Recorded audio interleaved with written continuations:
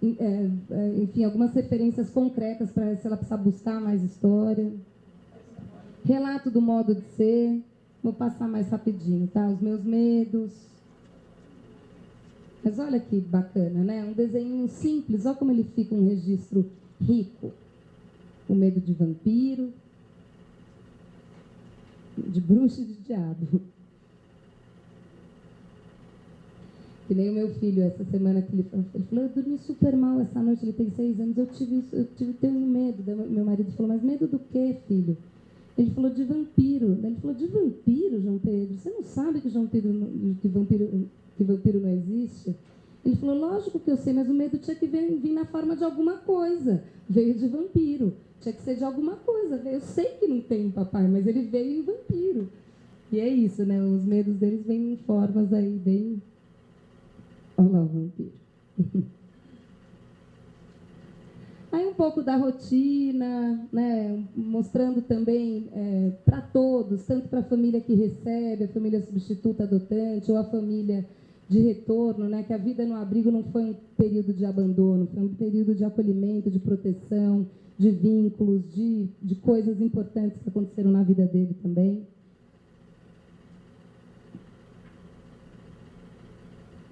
Esse barbante é a medida dela naquele dia, então mediu, depois às vezes mede de novo, mostra o tanto que cresceu, enfim. Vou passar um pouquinho mais rapidinho, só para vocês terem uma noção de possibilidades aí. Aí sempre tem, né, as páginas do segredo, é muito importante, como esse álbum não é um diário, né, o que é o álbum? É uma maneira que eu apresento para o mundo a minha história, né? Ele é um instrumento que não é da ordem absolutamente do privado, como um diário, né? Ele é algo que eu quero mostrar, quero me apresentar. Agora, tem histórias que eles não querem contar para todo mundo, é muito importante que não queiram, né? Então, são esses não abrir. As referências de família, a gente entende que é bastante importante constar todas as informações que se tem dessa família, seja lá qual o encaminhamento for. Há uma discussão sobre isso em alguns cantos, né, que falam, não, mas se for adotado não precisa dessa história. Realmente não precisa. Se a gente tiver a oportunidade de conversar com essa família, ela leva essa história e é um tesouro para ela poder ter essa informação para poder utilizar. A gente entende que é direito da família que está adotando ter a história da criança, que ela possa conhecer e saber e ter mais essa ferramenta para ajudá-la nos cuidados com essa criança que chega. Bom, deu para ter uma noção aí dos álbuns?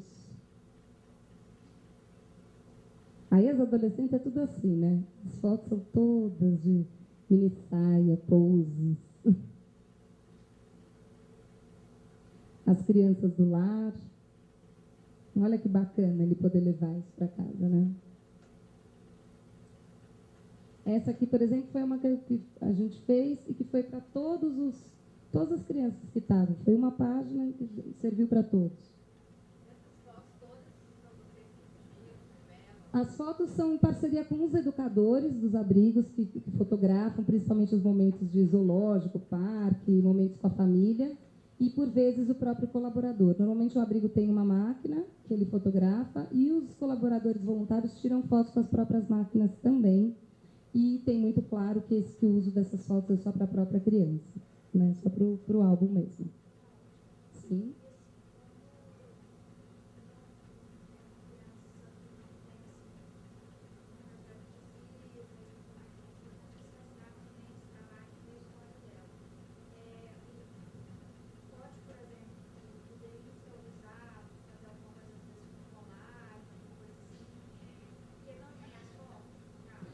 Sim, com desenho, com colagem, com fotos, a gente vai buscar nas famílias, algumas, quando é possível, nas famílias, as fotos antigas, mas, de fato, quando não tem, é através do desenho, do discurso, do depoimento de outros, da entrevista com a tia, entrevista com o tio, tem várias entrevistas com os educadores, né? Por exemplo, no caso dos pequenininhos, a gente tem uma preocupação do álbum não ficar muita visão de um adulto com os pequenininhos. Então, o que a gente faz? A gente faz entrevista com vários educadores da casa para que vários educadores falem qual é a música, cada um falar um pouco do Ítalo. E aí a gente vai registrar a visão de que vários adultos trazem do Ítalo.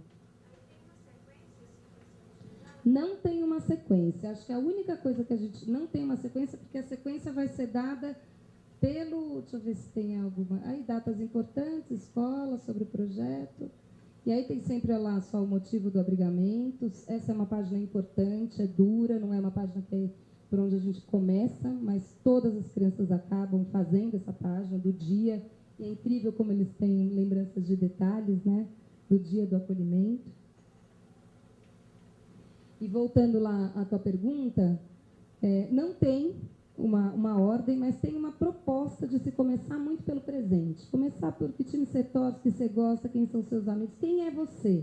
E a partir disso é que começam a aparecer algumas figuras do passado, algumas histórias. E é claro que tem aquelas crianças que no primeiro dia chegam e querem contar a história inteira de tudo e mais um pouco, né? Então também vale, se ela quiser começar por ali. A pessoa responsável que está fazendo com ela fica no abrigo, fica com eles? Onde fica esse livro durante todo o período que ele fica acolhido? Fica no abrigo e pertence à criança.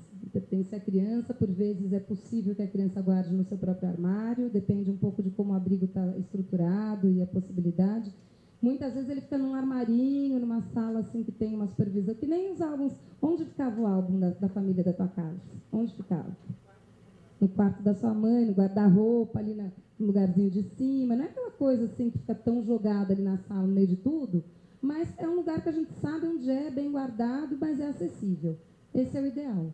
Os adolescentes começam a pedir muito para guardar o álbum com eles, e podem, óbvio, mas a gente precisa fazer alguns contratos com eles, que nem eu também tinha que fazer com os meus pais quando eu queria o álbum de família quando eu era adolescente. Né? Porque senão eles começam a arrancar, dá para o namorado na escola, e aí o álbum do adolescente vai para o beleléu. Então é importante também cuidar dessa coisa da autonomia com os adolescentes. A gente já viu muito álbum ser destruído, inclusive por ciúme um do outro, namorado que rouba da menina, assim por diante.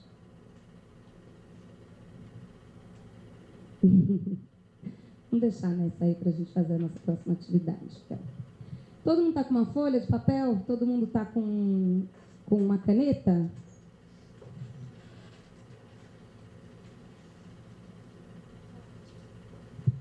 Você tem o acolhimento em rede?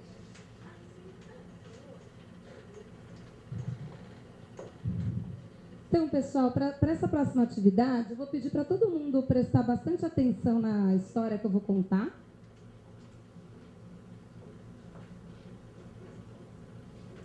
Gente, tem 23 cadastrados, eles falaram que estava lotado para um monte de gente. Por quê, né?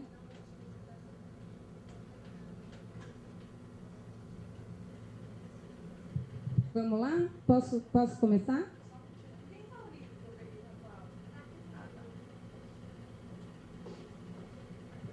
Eu vou contar uma história e queria pedir para vocês prestarem bastante atenção. É uma história curta, não vou contar o livro inteiro não, é só a apresentação. E a partir dela nós vamos fazer a nossa atividade, tá bom? Gosto muito de contar histórias.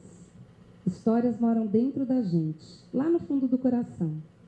Elas ficam quietinhas, num canto, parecem um pouco com areia no fundo do rio. Estão lá, bem tranquilas, e só deixam sua tranquilidade quando alguém as revolve. Aí elas se mostram.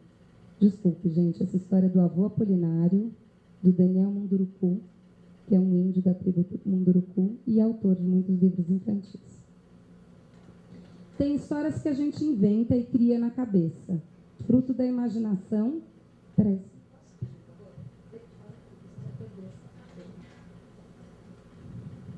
Tem histórias que a gente inventa e cria na cabeça, fruto da imaginação ou da inspiração de algum espírito que quer que a gente as ofereça a outras pessoas. Podem ser histórias engraçadas, românticas ou tristes. Histórias ajudam as pessoas que as leem de alguma forma que eu ainda não descobri. Apenas sei que elas tocam lá no fundo e é por isso que as pessoas gostam delas. E tem histórias, essas sim, escritas com H maiúsculo, que acontecem de verdade. e que fazem parte da gente, são a vida da gente. Acontecimentos que fizeram a gente saber sobre nós mesmos, ou fatos que fizeram a gente rir, ou chorar, ou só pensar. Mas são sempre fortes, porque marcam a nossa personalidade, nosso modo de ser e agir no mundo. A história que vou contar não é sobre a minha pessoa, ou melhor, é sobre a minha pessoa, mas não a que sou hoje, porque já não sou mais o mesmo que fui ontem. E sim, a pessoa que fui me tornando ao longo dos poucos anos de convivência que tive com meu avô, um velho índio que se sentava de cócoras para nos contar as histórias dos espíritos ancestrais, a quem ele chamava carinhosamente de avós e guardiões. Na verdade, não sei muita coisa sobre meu avô, porque eu via muito pouco. No entanto, esse pouco de convivência marcou profundamente minha vida. Formou minha memória, meu coração e meu corpo de índio. Acho até que falar dele me faz resgatar a história do meu povo e me dá mais entusiasmo e aceitação da condição que não pedi a Deus, mas que recebi dele por algum motivo. É isso que eu quero nesse pequeno livro, partilhar um pouco da minha história, da história do meu povo e do meu avô ancestral, que me levou a compreender a sabedoria que está em todas as coisas e me fez descobrir que não nascemos para estar o tempo todo no chão. Nascemos com asas para voar em muitas direções, às vezes sem sair do lugar. Então, eu vou pedir agora para que individualmente cada um escreva nessa folha de papel como é essa história que te tocou.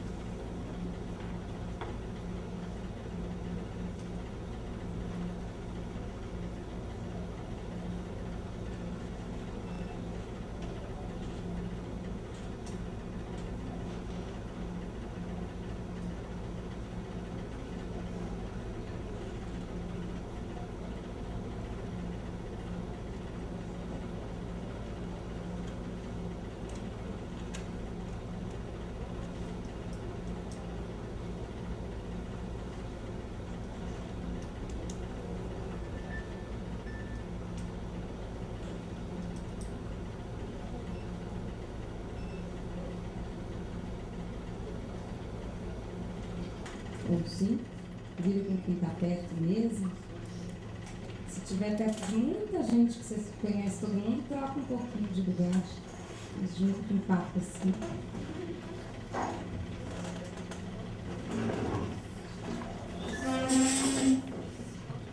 É 3, 4 ou 5, tá? Mais de 5 fica ruim. O ideal é 4.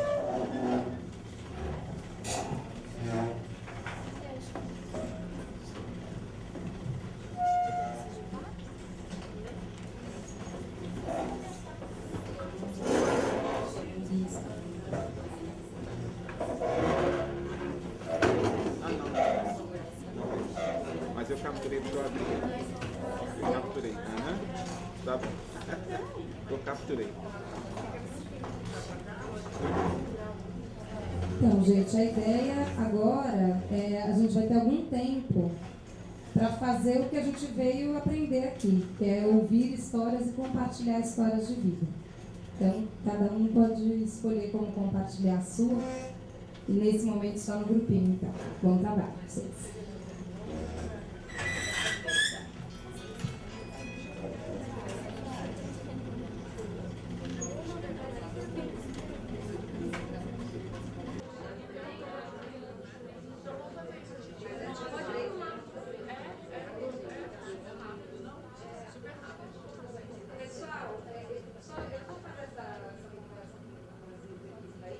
Mas eu queria só deixar para vocês assim, um tempinho. Vocês já estão terminando, não?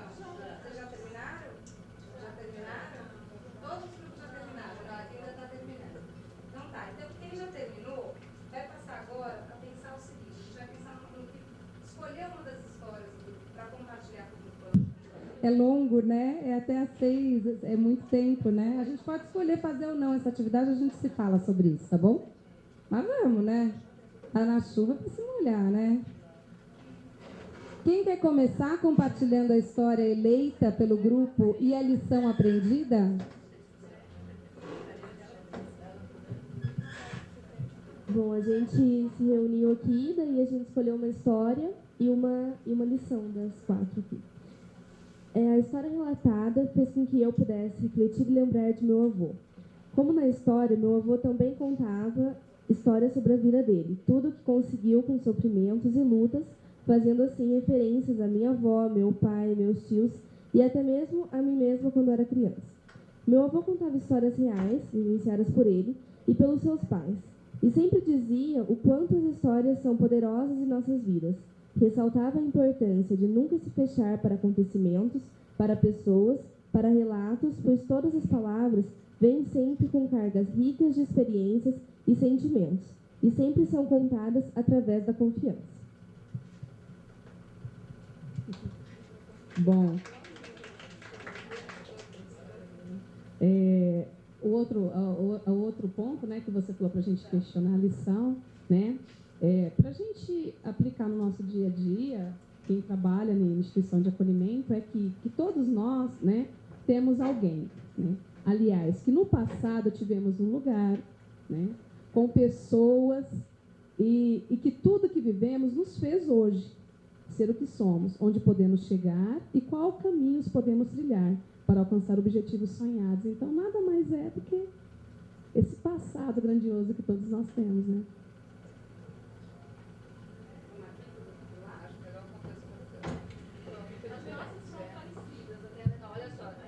Eles estão na dúvida, muita dúvida.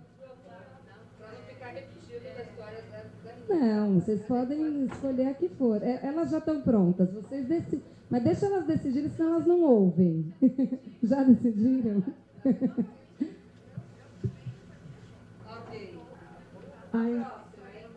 A história escolhida foi a que mais nos emocionou, né? A apresentação do livro me fez lembrar da minha avó, mãe do coração da minha mãe e minha avó de coração. De todos os netos, sou a segunda. Sou um ano mais velha que a primeira neta biológica. A mais velha, a minha irmã. A única que meu avô conheceu, minha avó conheceu, pois faleceu quando ela tinha 8 meses. Como disse, sou a segunda e confesso a preferida da minha avó. Talvez porque de todos sempre fui a mais dengosa, a que sempre queria estar perto. Hoje ela tem 76 anos e é portadora de uma demência em um grau considerável. Isso faz com que ela se esqueça em alguns momentos de algumas pessoas, até dos filhos. Mas carrega um orgulho. Minha mãe com açúcar nunca se esqueceu de mim.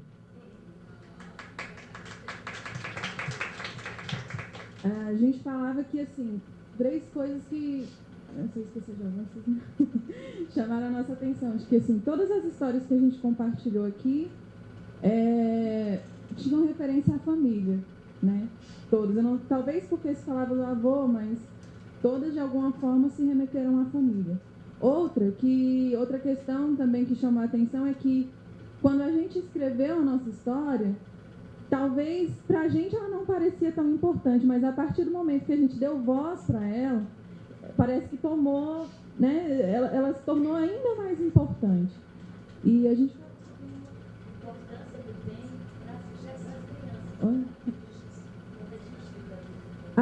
E à medida que a gente foi escrevendo e que a gente deu voz, a gente queria enfeitar, né? A gente queria deixar mais bonito aquilo que a gente escreveu. E a gente falou, será que já pode usar? A gente falou, acho que ainda não, tem que esperar.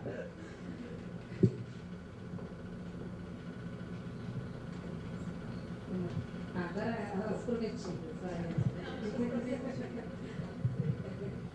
Então, na verdade, elas falaram que eu estou diferente porque eu não escrevi uma história, né? Eu vou ler o que eu escrevi. Então, o que me chamou a atenção nessa história diz respeito à procura do autor